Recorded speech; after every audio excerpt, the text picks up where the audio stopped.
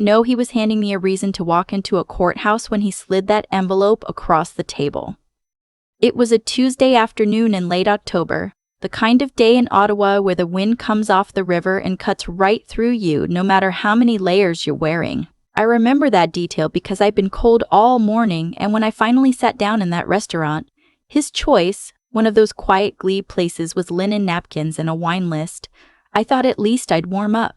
I didn't. He was 53. I was 29. I know how that sounds. I knew how it sounded then too, and I told myself 100 stories to make it make sense. He was different. He was mature. He wasn't like other men his age.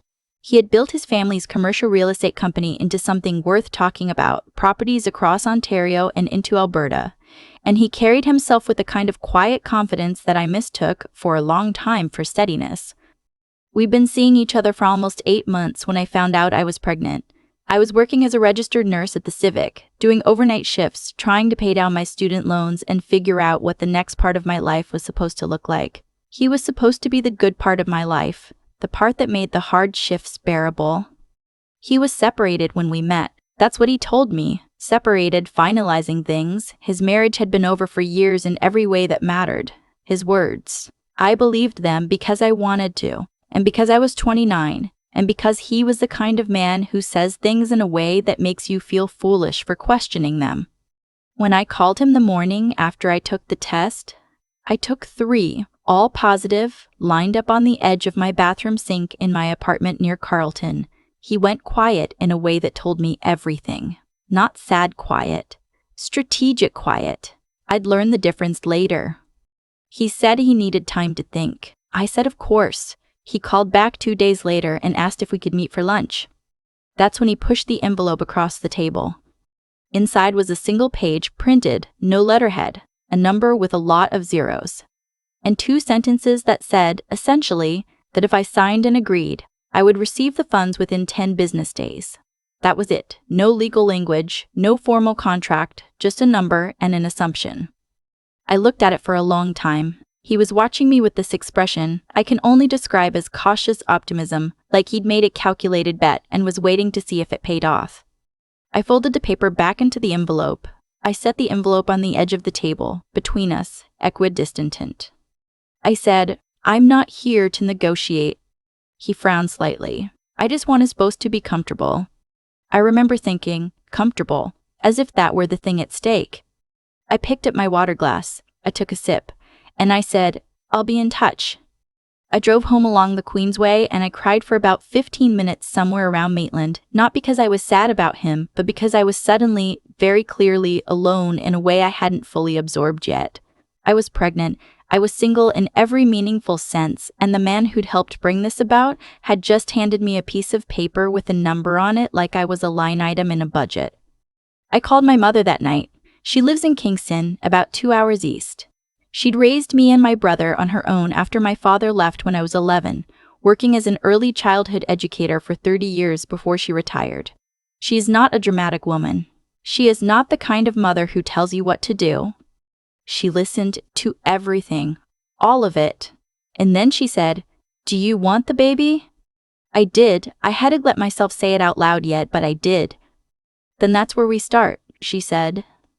I didn't sleep much that night. I lay in my apartment and I thought about what I was actually deciding. Not just to continue the pregnancy, though that was the first decision, but what came after.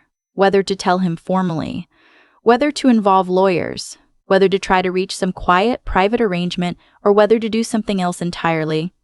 I'm a nurse. I'd spent years working in systems built on documentation, on following process, on not cutting corners because corners matter. That's maybe why the envelope felt so wrong to me. It wasn't just that he wanted me to go away. It was that he thought an informal piece of paper was sufficient. That I wouldn't know better, that I'd take the number and disappear and everything would stay clean for him. I started doing research. I looked up family law in Ontario. I read about the child support guidelines, about how support is calculated based on the paying parent's gross income, about how those guidelines don't cap in the way some people assume. There's a table amount, and then there's Section 7 expenses, special and extraordinary expenses, which in a high-income case can be significant. I found a lawyer through the Law Society referral service and made an appointment. Her name was something practical and no nonsense, which suited her. She had an office in the glebe, which felt almost like a sign given where I'd met him. She walked me through everything plainly. Paternity would need to be established. In Ontario, if there's no dispute, it can be acknowledged voluntarily. If there is a dispute, a court can order a DNA test. Either way, once paternity is established, the child support guidelines apply. They're not optional. They're not negotiable. And for someone at his income level, the numbers were nothing like what he'd put in that envelope. The table amount alone, she said, looking at her screen, would likely exceed what he offered you annually. And that's before we get into Section 7. I hadn't fully understood until that moment how badly he had miscalculated me. He thought I was someone who could be managed. He thought the problem was one of convenience and embarrassment, and that a large enough number would resolve both. He probably used that logic his entire life. Buy the problem out, absorb the cost, move on. What he didn't know, because he'd never asked, not really, was that I'd spent the last 6 years learning to navigate systems. Hospital systems, insurance systems, triage protocols. I knew how to read documentation, I knew who to call. And I knew that formal processes exist precisely so that people with resources can't simply purchase their way around their responsibilities. I wrote him an email that evening. Short. I told him I was continuing the pregnancy. I told him I'd retained a lawyer. I told him he'd be hearing from her shortly. He responded within an hour. The tone had shifted. Suddenly he wanted to talk. Suddenly he had concerns about doing this the right way. He mentioned his family, his mother specifically, his 2 adult children from his first marriage who he described as being at a delicate stage. He talked about optics. He used that word, optics, as if that were a legitimate factor in a conversation about his own child. I didn't respond. My lawyer sent a formal letter. He hired someone immediately, a firm downtown with a prominent reputation, the kind you hire when you want to signal that you're serious. That was fine. I was serious too. The paternity question resolved without drama. He didn't dispute it, which was the one sensible decision he made throughout this entire process. The genetic testing happened, results confirmed, and we moved on to the substance of things. His disclosure was the interesting part. Under Ontario family law, both parties in a support proceeding have to disclose their financial information. His disclosure ran to dozens of pages. The company wasn't just him. There were family trust structures, corporate shares, dividend income, salary drawn from the company, rental properties held personally and through numbered corporations. My lawyer went through all of it methodically. A forensic accountant was brought in to untangle what his actual income looked like when you stripped away the structures designed, among other things, to minimize apparent income. What became clear was that the number he'd put in the envelope was not a generous offer. It wasn't even close to a good faith offer. It was a first lowball in a negotiation he assumed I'd accept, because I didn't know enough to refuse it. I knew enough to refuse it. The Section 7 expenses added up quickly. Childcare costs in Ottawa are not modest. The federal $10 a day program has helped, but for infants the wait list can mean private daycare in the interim, and quality private daycare runs anywhere from $1,600 to $2,000 a month or more. Post-secondary education savings. Medical expenses not covered by my provincial health coverage. Extracurricular activities. His income, properly calculated, put us in a range that made the table amount substantial on its own. His lawyer made a counter-proposal. It was better than the envelope, but still not reflective of the full guidelines amount. My lawyer rejected it without drama. He called me himself, which his lawyer had probably advised against. He was not cruel on the phone. He was, I think, genuinely frightened of what this meant for his reputation, for his family, for the image he'd spent decades constructing. I almost felt something for him in that moment. Not sympathy exactly. Something more like recognition. He'd built a life around controlling how things looked, and here was something that couldn't be managed. I just want to find a solution that works, he said. There already is one, I said. It's called the Child Support Guidelines. Your lawyer has the number. He was quiet for a moment, then he said, "You've changed." I thought about that afterward. I don't think I'd changed. I think he'd never actually looked at me clearly enough to know who I was. The matter was resolved to a consent order filed with the Ontario Court of Justice. I won't give every number here because some of it remains private, but I'll say this. The monthly amount was more than 4 times what he'd put in that envelope. and the Section 7 expenses were addressed separately on a proportionate basis tied to his income share, which, given the disparity between what I earned as a nurse and what he drew from his holdings, landed heavily on his side. He has a schedule of time with our daughter. It was built gradually, starting with supervised visits and expanding as she got older and as we both learned how to be, technically, co-parents. He shows up for the visits. He is not warm in the way I once thought he might be, but he is present.